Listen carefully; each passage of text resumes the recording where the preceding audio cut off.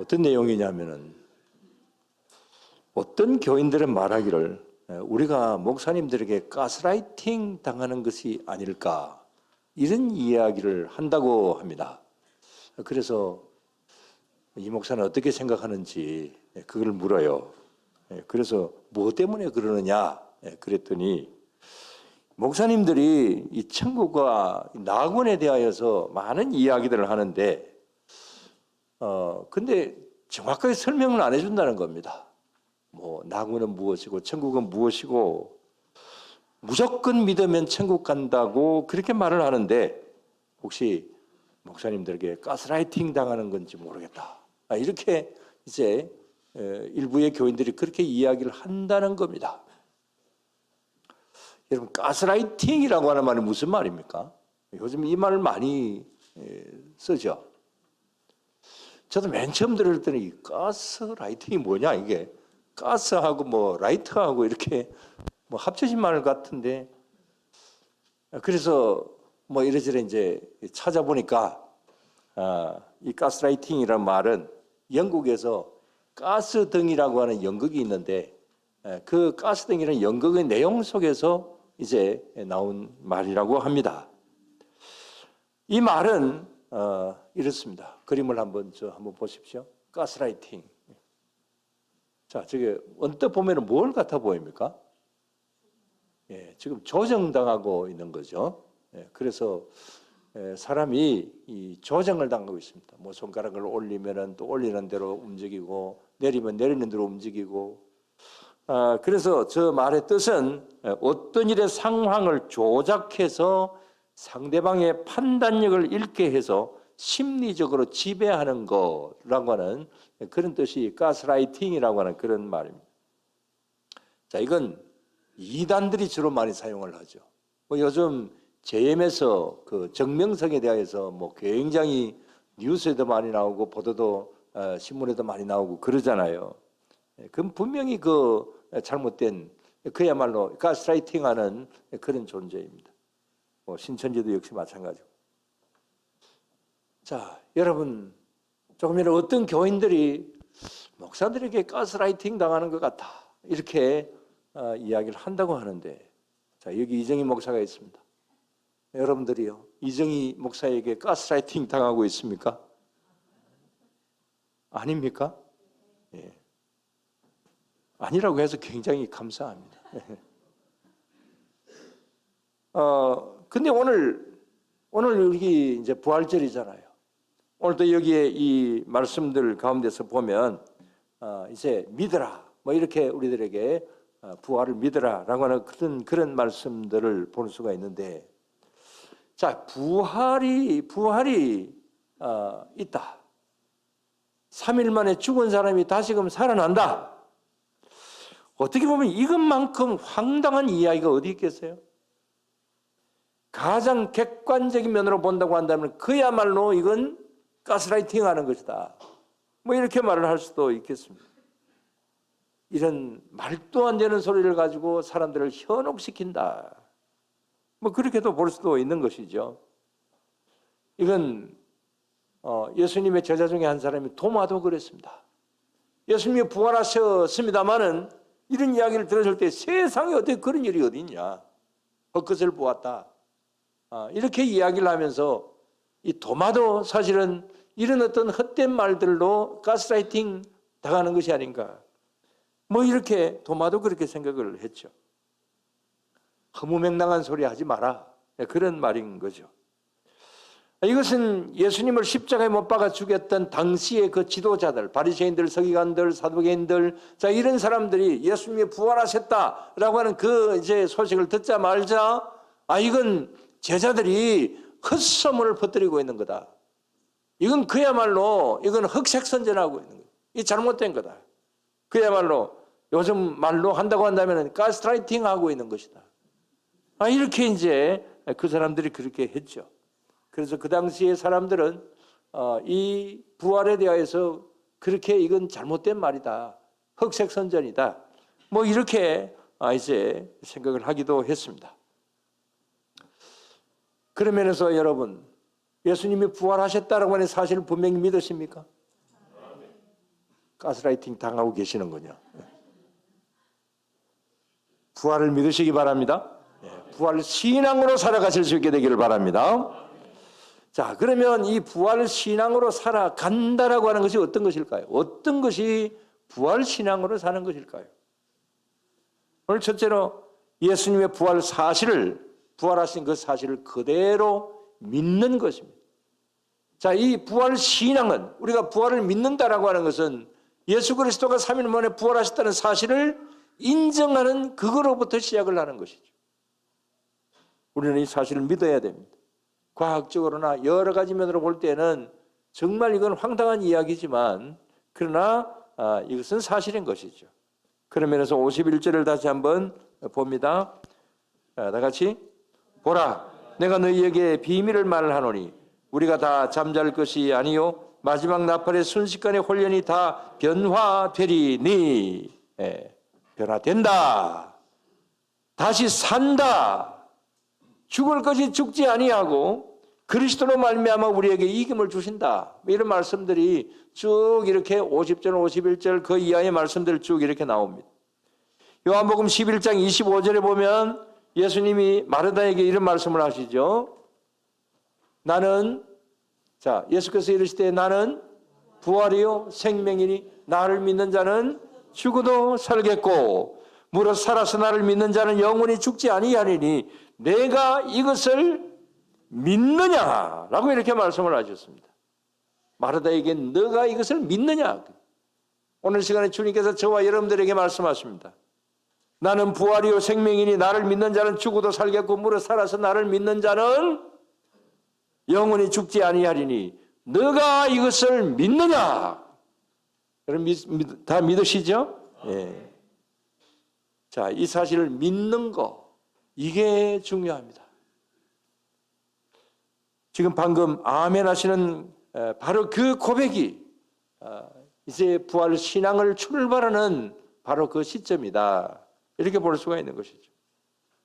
그러나 부활을 믿지 못하고 아멘 하지 못한다고 한다면 우리의 믿음은 상당히 문제가 있다고 볼 수가 있죠. 올바른 믿음이다. 그렇게 말을 할 수는 없을 것입니다. 오늘 여기 우리 학생들이나 청년들이나 좀 어떻습니까? 아직까지 우리 믿음에 대한 어떤 체험적인 어떤 그런 것이 많이 없기 때문에 이 부활이나 뭐 성탄절에 예수님께서 동정녀 마리아에게 탄생하셨다 이런 여러 가지 과학적으로 맞지 않는 어떤 이런 일들 이런 것을 믿는다라고 하는 것이 사실은 육하 원칙에 의해서 따져보면 참 쉽지는 않습니다. 그러나 여러분 우리는 이 과학적인 것을 더 넘어서서 우리 하나님의 능력은 이 세상에 어떤 과학이 발달한다 할지라도 그 차원보다 더 높은 것이 우리 하나님의 능력이신 것이죠. 주님의 능력으로는 이 부활을 얼마든지 이렇게 일으키실 수 있다. 여러분 이 사실을 분명히 믿으시기를 바랍니다. 도마는 처음에는 예수님을 믿지 않았습니다. 그러나 나중에 예수님이 부활하신 모습을 직접 목격한 후에는 얼마나 진실한 부활 신앙을 가졌습니까? 인도까지 가서 전도하는 사람이 되었습니다.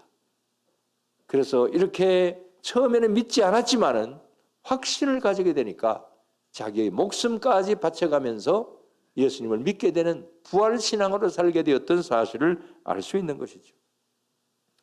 이런 일들은 뭐 지금도 마찬가지입니다. 뭐 지금도 믿지 못하는 사람들이 얼마나 많습니까? 지금도 길거리 가면서 지나가는 사람에게 예수님 부활하셨다 믿으십시오 그러면은 뭐 그냥 우리 보고 대놓고 말은 안 하겠지만은 돌아서면서 무슨 말을 할까요? 웃기고 있네. 니나 잘 믿으라. 이런 말들을 하지 않겠습니까? 자, 이렇게 많은 사람들이 믿지 않습니다. 믿지 않았던 사람이 쓴 책을 하나 소개를 합니다. 책 이름이 뭐냐 하면은 누가 돌을 옮겼는가라고 하는 책입니다. 영국의 프랭크 모리슨이라고 하는 변호사가 쓴 책인데 저 책입니다. 누가 돌을 옮겼는가. 저기 영화도 나오고 했습니다만은 자, 이 사람은 평소에 예수님의 부활은 완전히 허무맹랑한 것이다, 그렇게 생각을 했습니다. 그래서 이 허무맹랑한 이 사실을 만방에 알려서, 만천하에 알려서 이제 이 허무맹랑한 이야기를 하지 못하게 해야 되겠다, 그러면서 책을 쓰려고 했습니다. 책을 쓰려고 하면은 자료를 모아야죠. 성경을 보아야죠. 그래서 성경을 보고 여러 자료들을 수집하러 다녔는데 나중에 오히려 부활이 사실이다라고 하는 것을 믿게 됩니다. 그래서 아주 열심히 있는 교인이 됩니다. 그래서 처음에는 부활은 사실이 아니다라고 하는 사실을 알리기 위해서 책을 쓰려고 했는데 나중에 어떤 책을 썼느냐? 부활을 알리기 위하여서 책을 썼습니다. 그래서 누가 돌을 옮겼는가?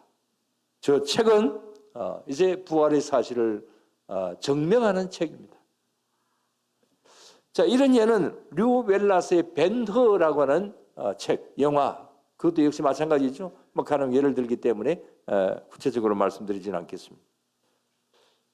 자, 이 세상에서 기독교를 말살시켜 버려야 되겠다, 이 허무맹랑한 것을 이야기하는 기독교를 없애버려야 되겠다, 이렇게 생각을 하고 성경을 읽다가 오히려 예수님 믿고 이런 책을 쓰고 전도하는 사람들, 뭐 여기에 웰라스나 그 다음에 또 저 책을 쓴 프랭크나 뭐 이런 사람들 외에도 굉장히 많이 있습니다.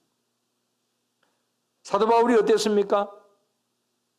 예수님을 없애야 되겠다 생각을 하고 예수 믿는 사람을 잡으러 다니던 사람들이 나중에 부활을 증거하는 사람이 되었지 않습니까? 어거스틴도 역시 마찬가지로 아주 방탕한 생활을 하면서 예수님 믿는 어머니를 그냥 찾다고 했지 않습니까? 그랬던 그가 부활을 증거하는 사람이 되었습니다. 혹시 여러분들 가운데서도 믿지 않았을 때에 예수님에 대하여서 부정하고 부활에 대하여서 허무맹랑한 이야기라고 말씀을 하시거나 그렇게 생각을 했던 분들이 이제 예수님 믿고 이 자리에 계신 그런 분들도 계실 겁니다. 여러분, 이렇습니다. 사단은 도마의 마음에, 프랭크와 이 웰라스의 마음에 복음의 길을 막으라, 그렇게 이제 처음에는 그렇게 지시하고 움직였지만 오히려 저들은 하나님께서 저들의 마음을 새롭게 해주심으로 말미암아서 부활을 증거하는 사람들이 되었다. 이렇게 바뀌어졌다라고 하는 것이 무엇이겠습니까? 이게 하나의 그 부활이죠. 사단은 우리를 넘어지게 하지만 하나님은 오히려 우리를 다시금 살려주시고 우리를 일으켜 세우셔서 현대판 부활의 역사를 이루어가고 계신다, 이 사실을 믿으시기를 바랍니다. 그 다음에 두 번째로 말씀을 드릴 부활신앙은 우리 생활 속에 나타나는 부활신앙입니다. 여러분, 부활을 우리가 믿는다고 한다면 생활이 달라져야 되지 않겠습니까? 예를 들면 죽을 생명이 산다, 우리도 언젠가는 죽을 것이지 않습니까? 그러나 내가 죽겠지만은 그러나 다시금 살아난다, 이 사실을 우리가 믿는다고 한다면 우리는 분명히 좀 믿지 않는 사람보다 달라져야 되지 않겠습니까? 자, 그러면 어떻게 달라져야 되겠습니까? 달라져야 될 일들 중에서는 우리가 희망을 가져야 되는 일입니다. 왜냐? 우리의 옆에는 부활이 있기 때문에 우리의 육신은 완전히 썩어 없어지는 것이겠지만 오늘 여기 본문 말씀에 뭐 썩어 없어진다, 썩는다 이런 표현들이 많잖아요.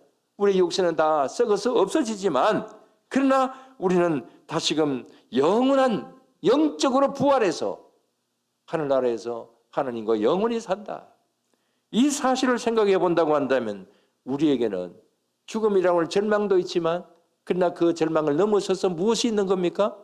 희망이 있는 거죠. 소망이 있는 것이죠. 그래서 우리는 항상 희망을 가지고 살아가야 된다, 이 말씀을 분명히 드리고 희망을 가지고 살아가실 수 있게 되기를 바랍니다. 그러나 믿지 않는 사람들은 어떨까요? 이런 희망을 모릅니다.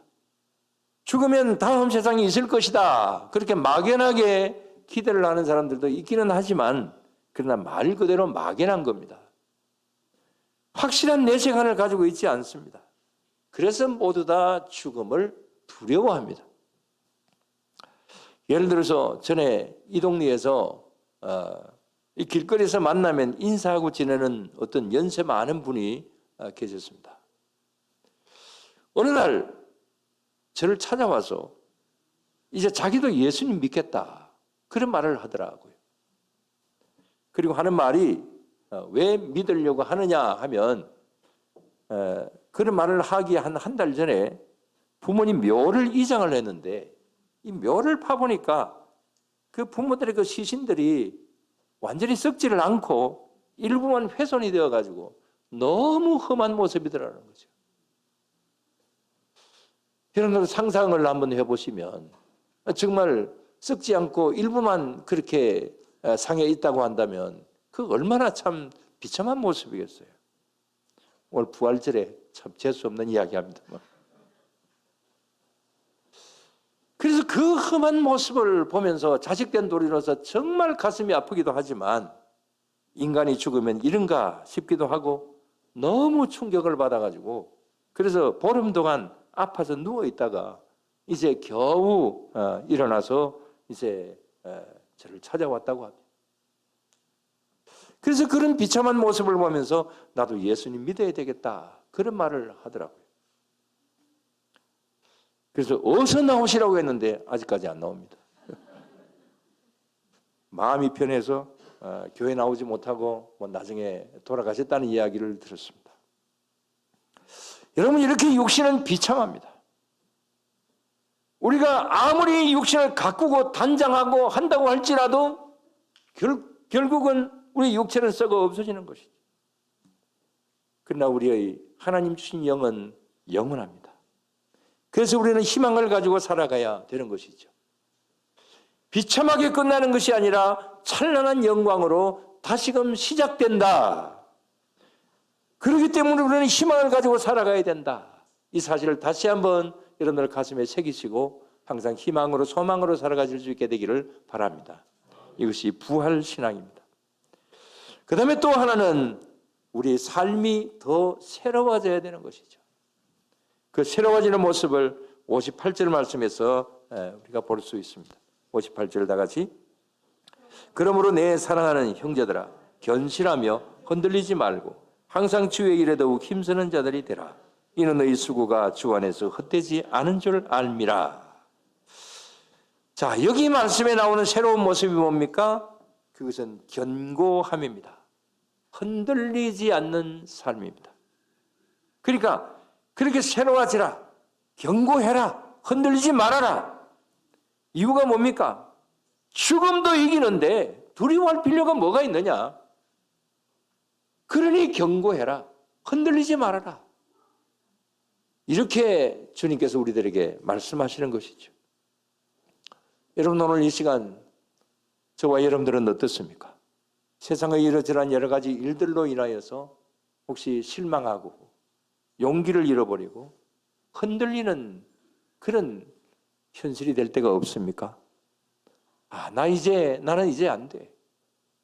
이게 내 한계야. 난 여기까지야. 이런 어떤 좌절감이 들 때가 없습니까? 그렇다면 이 부활절 아침에 힘과 용기를 가지시고 새로워지실 수 있게 되기를 바랍니다. 주님께서 말씀하시는 너가 믿느냐? 믿는다고 한다면은 견고하지 말아라. 견고해야 된다. 흔들리지 말아라. 우리들에게 이런 말씀을 주시는 줄로 믿으시길 바랍니다. 그래서 우리는 부활하신 주님의 능력을 믿고 힘과 용기를 가지고 이 세상을 정말 힘차게 살아가야 되는 것이죠. 전에 부활절 때에 이 국민일보에 예수님 믿고 삶이 변한 6명의 간증이 이렇게 나와 있더라고요. 6명 간단하게 말씀드리면 한 사람은 무당이었습니다. 근데 아는 언니의 전도로 교회 나와서 이제 완전한 믿음의 사람이 되었고 지금은 부활의 산 증인이 되었다. 그렇게 고백하고 있었습니다. 또 한 사람은 원래 조폭이었는데 마약에 찌들려 있었고 8년 전에 이혼한 아내의 전도로 이혼해도 전도하는 것은 괜찮은 것 같습니다. 이혼한 아내의 전도로서 예수님 믿고 완전한 부활된 삶을 산다라고 하는 그런 간증이었습니다. 또 한 사람은 암 환자였는데 수술이 불가능하다고 진단을 받았고 3차 항암 치료를 받을 때 전도를 받아서 이제 교회를 나왔답니다. 근데 이제는 몸이 좋아져서 수술을 받았고 몸과 마음이 다 부활이 되었다. 그렇게 정언하고 있었습니다. 네 번째 사람은 초등학교 교사였는데 남편과의 불화 때문에 늘 괴로워하고 있었는데 예수님 믿고 완전한 마음의 평안을 얻어서 그래서 삶이 부활되었다. 그렇게 간증하고 있었고, 다섯 번째 사람은 믿지 않는 남편이 술과 도박, 이혼까지 요구하는 남편이었는데 이제 예수님 믿고 완전한 새 사람이 되었다. 그래서 남편과 함께 예수님 잘 믿고 있다. 그렇게 말하고 있었습니다. 여섯 번째 사람은 우울증으로 4번이나 자살을 시도했는데 예수님 믿고 몸과 마음이 부활된 상태에서 완전히 회복이 되었다. 그래서 나는 부활의 산 증인이다. 이렇게 말하고 있었습니다. 여러분, 짤막짤막하게 말씀을 드렸습니다만 이 6사람의 이 간증이 뭡니까? 현재의 삶 속에서 완전히 부활의 삶을 나는 살아가고 있다. 그렇게 정언하고 있는 것이죠. 영혼과 육신의 삶에서 다시 살아난 현대판 부활의 사람들입니다. 자, 이렇게 달라졌다, 새로워졌다, 이런 거, 여러분들도 간증할 수 있는 분들이 많이 계실 줄로 압니다. 말씀을 마치면서 말씀드립니다. 오늘은 부활주일입니다. 희망을 노래하는 날입니다. 새로움을 노래하는 날입니다. 인생의 어두움은 지나가고 찬란한 햇빛이 우리의 가슴에 새겨지는 날입니다. 누구든지 죽음을 두려워하지만은 이것까지, 이 모든 것을 해결할 수 있는 것이 바로 부활의 아침이다. 우리 주님의 부활이다. 이 사실을 여러분들 믿으시기를 바랍니다. 우리가 부활되어야 될 여러 가지 일들이 있습니다. 우리 코로나로 인하여서 이제 몇 년 동안 제대로 예배를 드리는 것도 마음에 부담이 되었고 그랬더랬는데 두려움이 있었죠. 또 열심히 좀 식어지기도 했습니다. 이건 세계 공통적인 것이고 우리나라 공통적인 것이고 또 우리 교회도 역시 그런 모습들이 보이기도 합니다. 여러분, 이제 완벽하게 지나간 것은 아니라고 할지라도 이제 코로나는 지나갔습니다. 우리는 이런 때에 다시 한번 우리 믿음이 다시금 새롭게 부활되는 그런 가운데 있어야 될 줄로 믿습니다. 저는 이제 한 주일 한 주일 지나가면서 이런 생각이 듭니다. 지난 고난주간도 이제 내 목회에 있어서는 이 고난주간이 아마 마지막일 거다. 내가 목사로서 이제 하는 것은 마지막일 거다. 이 부활주일도 역시 마찬가지입니다. 아마 내년에는 제가 이 자리에 서 있지 않을 거니까 그래서 이런 면으로 오늘도 마지막이구나. 물론 여기서 마지막이지 다른 데서는 마지막이 아닐 수도 있습니다.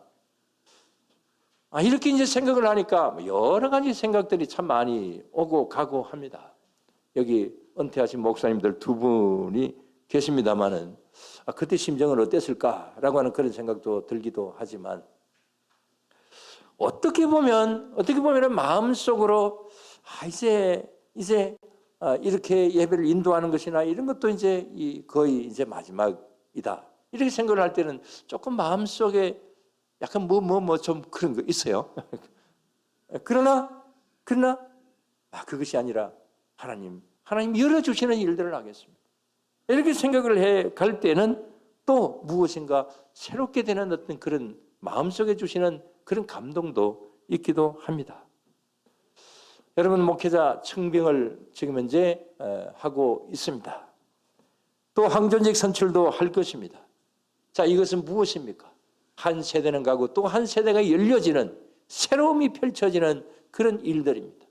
오늘 이 부활주일에 또 특히 우리는 이 일을 기획하고 또 추진하고 있는 그런 가운데서 우리가 무엇인가 새로워져야 되겠다라고 하는 어떤 이런 마음들, 이런 각오들, 그래서 새로움을 향해서 달려갈 수 있는 정말 부활신앙을 가질 수 있는 내 개인적으로도 부활신앙, 교회적으로도 부활의 교회, 여러 가지 면에서 새롭게 되는 그런 가운데 늘 있어야 될 줄로 믿습니다.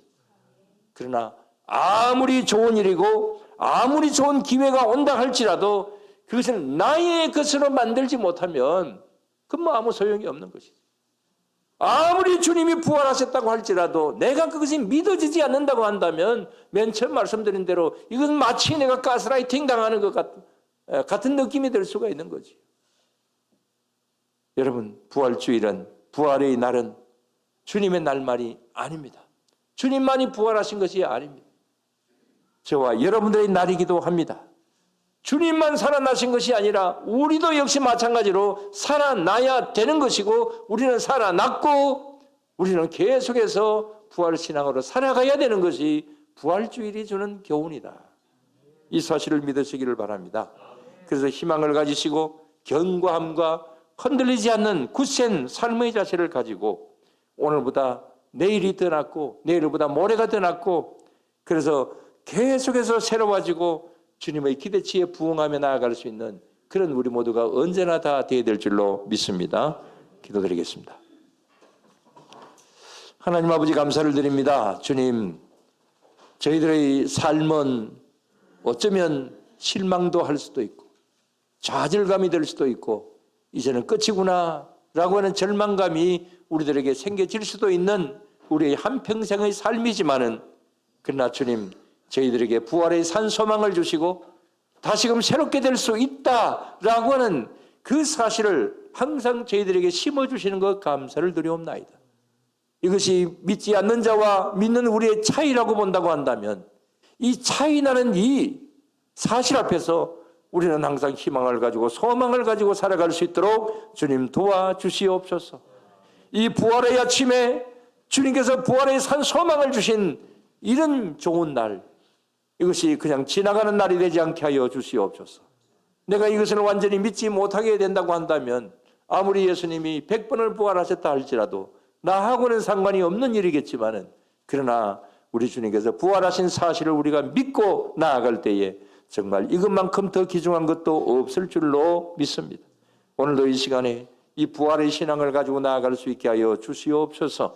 그래서 주님 앞에 온전히 영광을 돌리며 나아갈 수 있는 그런 우리 모든 성도님들로 다 삼아주실 줄로 믿사오며 예수님 이름으로 기도드리옵나이다. 아멘. 찬송하겠습니다. 165장입니다.